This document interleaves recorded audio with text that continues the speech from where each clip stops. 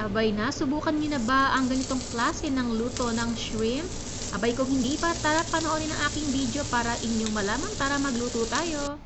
So meron ako ditong malinis na shrimp, 10 pieces lang siya. Ganito po yung ating gagawin. So syempre unang-una, ikat po natin yung kanyang bandang likod. Hindi po natin hihiwain yan hanggang dun sa kabilang side niya.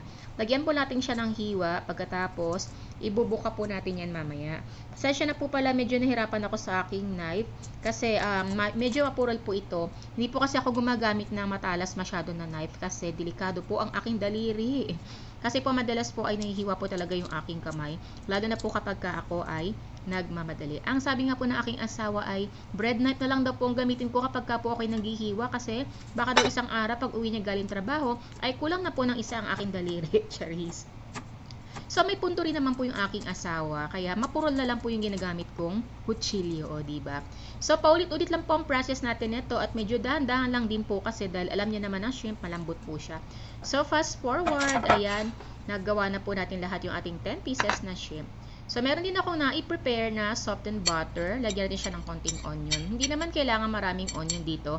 Lalo na kung kaunti lang naman din yung shrimp na inyong lulutuin. Tapos, konting garlic lang din at saka ng parsley. Ayan. Gusto ko ng maraming parsley. Mahilig po kasi ako sa parsley. O yung tinatawag po nating kinchay sa Pilipinas. So, i-mix-mix lang po natin na mabuti yan. Siguro mga 1,000 beses. Charis. So, dito gumamit ako ng garlic salt. Pero kung wala naman kayong garlic salt, huwag na mag-inarte, pwede namang salt na lang.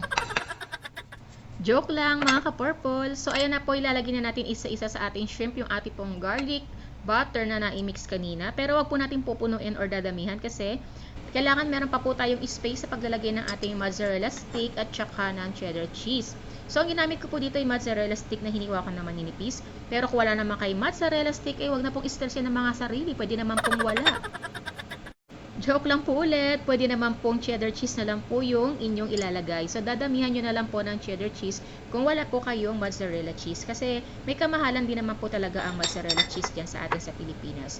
Ito po kasi ay cheesy grilled butter-filled shrimp. O, diba ang haba kaya hindi ko siya mabigkas kanina. So, ayan, ready na to ihaw-ihaw ang ating shrimp. So, madali lang po itong maluto kasi hindi naman kalakihan yung ating shrimp.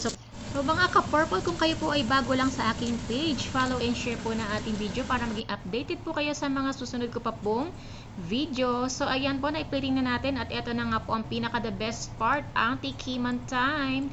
So ayan, napaka-cheesy niya talaga at syempre ang sarap. So yun lang, sana ninyo nagustuhan. Bye!